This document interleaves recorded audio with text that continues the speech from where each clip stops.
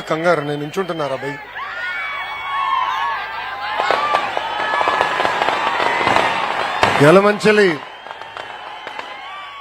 ఎలమంచిలి అంటే గుర్తొచ్చేది కంచుకోట.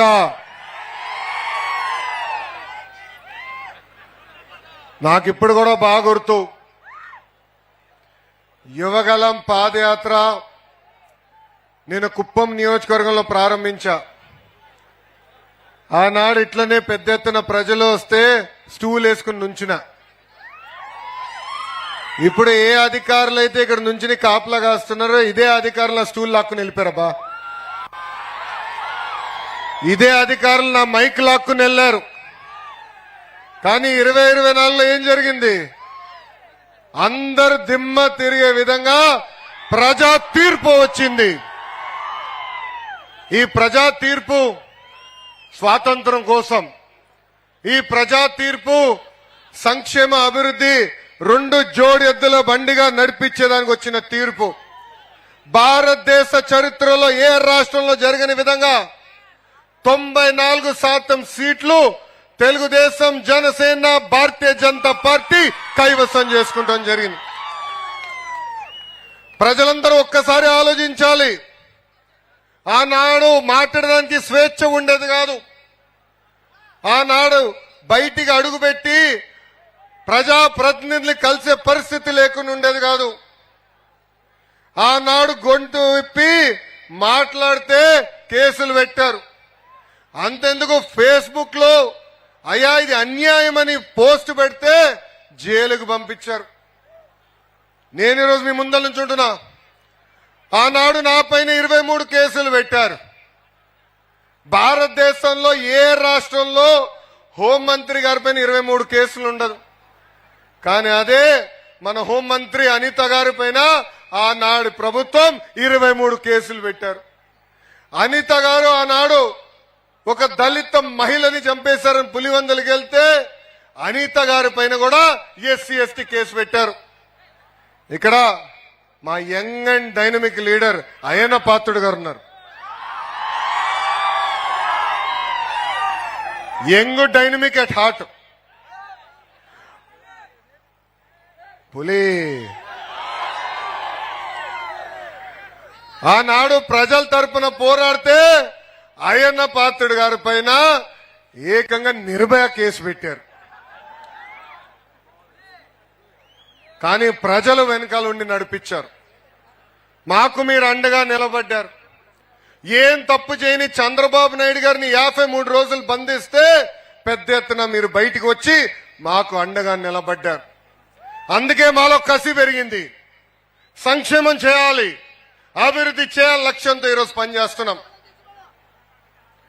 ప్రజలందరూ ఒక్కసారి ఆలోచించాలి.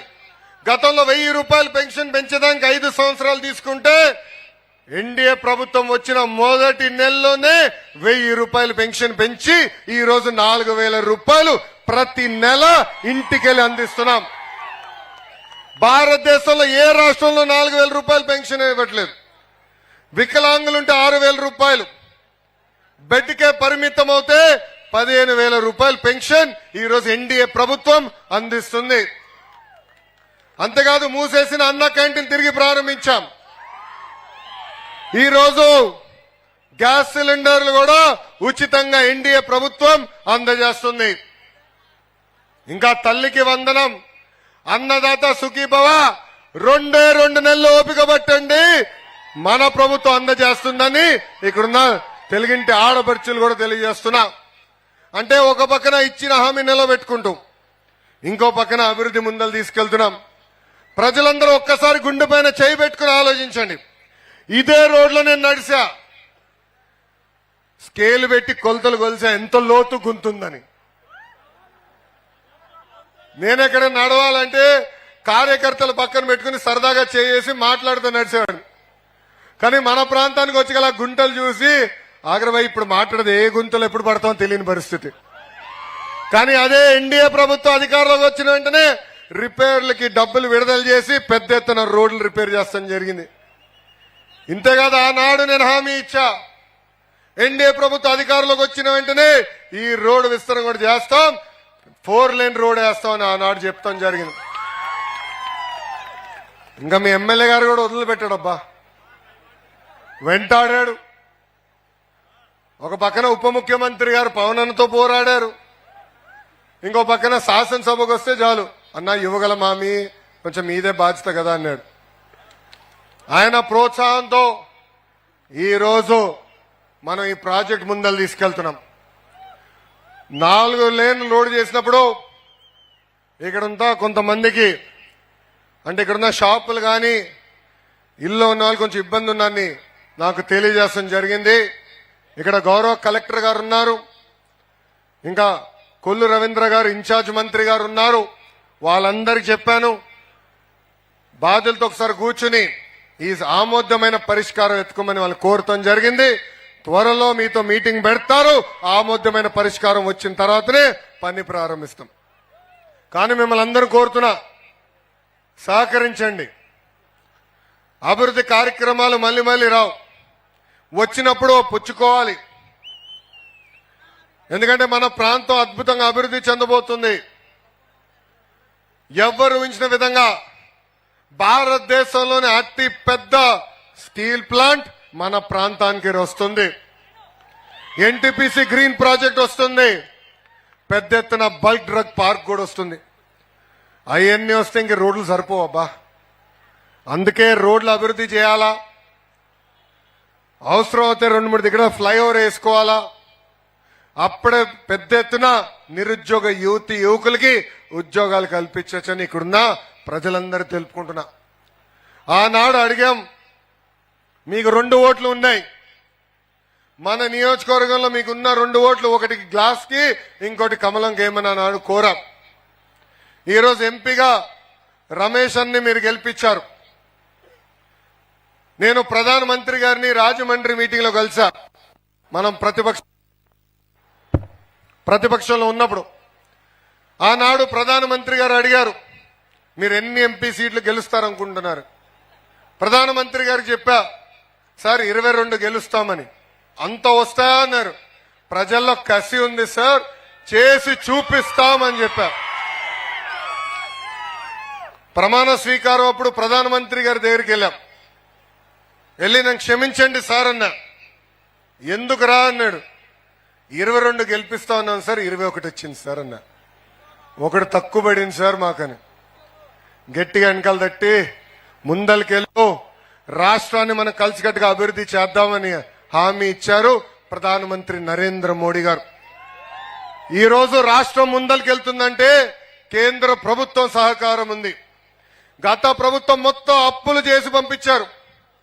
జీతాలు ఇచ్చడానికి ఇబ్బంది పడే పరిస్థితి, సంక్షేమ కార్యక్రమాలు చేసడానికి ఇబ్బంది పడే పరిస్థితి.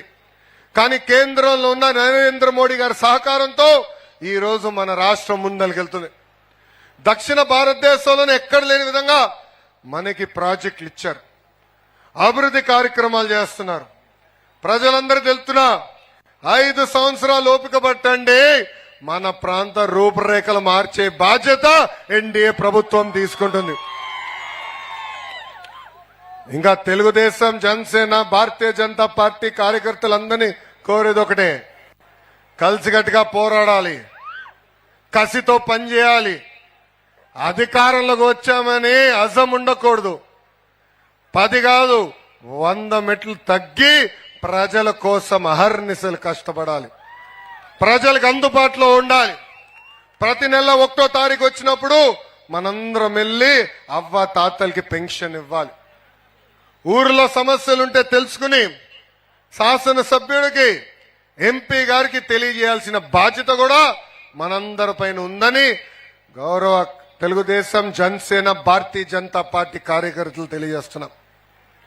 మనం గత 5 సంవత్సరాలు చూసాం, అడ్డగోలుగా కేసు పెట్టారు. చంద్రబాబు నాయుడు గారు గేట్ కి తాడు కట్టారు. చంద్రబాబు నాయుడు గారు ఆనాడు విశాఖపట్నం ఎయిర్పోర్ట్ కు వస్తే బయటికి రానికుండా చేశారు. రామ్ తీర్థంలో రాముడి తల కోసేస్తే ఆ విగ్రహం చూసేదానికి చంద్రబాబు నాయుడు గారికి వెళ్తే ఆనాటి ఎస్పీ గారే స్వయంగా అడ్డంగా టిప్పర్లు పెట్టారు. అలాంటి పరిస్థితుల్లో మనందరం పోరాడాం, రాష్ట్ర ప్రయోజనాల కోసం పోరాడాం, రాజకీయ స్వాతంత్రం కోసం కాదు. ఆనాడు చంద్రబాబు నాయుడు గారిని అరెస్ట్ చేస్తే రాష్ట్రం కోసం పవన్ అన్న కలిసికట్టుగా వచ్చి కలిసి పోరాడదాం, ఈ సైకోని ఇంటికి పంపిద్దాం అని చెప్పారు. కార్యకర్తలందరూ కూడా చెప్తున్నా, 151-11 అయింది. దానికి కారణం వాళ్ళ అజాం, దానికి కారణం వాళ్ళు చేసిన తప్పుడు పనులు. మనం క్రమశిక్షణతో ఉండాలి. ప్రజలు ఏ ఆశయాలతో అయితే ప్రభుత్వం ముందలు వెళ్ళాలని కోరుకుంటున్నారో ఆ ఆశయాలను నిర్వహించాల్సిన బాధ్యత మనందరిపైన ఉందని తెలుపుకుంటూ, నాకింత అద్భుతమైన అవకాశం ఇచ్చిన యలమంచిలి ప్రజలందరికీ పేరు పేరున నా హృదయపూర్వక ధన్యవాదాలు తెలుపుకుంటూ, ఇటు పక్కన మన విజయ్ గారు, రమేష్ అన్ని మీరు ఆశీర్వదించి దీవించి మంచి మెజారిటీ గెలిపించారు. ఇంకా బాధ్యత మీ పైన ఉంది. వాళ్ళ దగ్గర పని కూడా మీరు చేయించుకోవాలబ్బా, వాళ్ళని వదిలిపెట్టద్దు, బాగా పని చేయించుకోండి. ఇద్దరు కసితో ఉన్నారు, నియోజకవర్గాన్ని అభివృద్ధి చేయాలని తపంతో ఉన్నారు. ఈ అభివృద్ధి కార్యక్రమాలు కూడా ప్రజలు సహకరించాలని తెలుపుకుంటూ నేను మీ అందరి దగ్గర నుంచి సెలవు తీసుకుంటున్నా. జోహార్ అన్న ఎన్టీఆర్, జోహార్ అన్న ఎన్టీఆర్. చంద్రబాబు నాయుడు గారి నాయకత్వం, చంద్రబాబు నాయుడు గారి నాయకత్వం. జై హింద్, జై హింద్. అందరికి నమస్కారం. ప్రజలు గాని కండెర్ర చేసి మీ ఊర్లోనే మీకు పుట్టుగతులుండవు. ఈ విషయం మీరు గుర్తుపెట్టుకోండి. తెలుగుదేశం పార్టీ లేకుండా చేస్తారంట.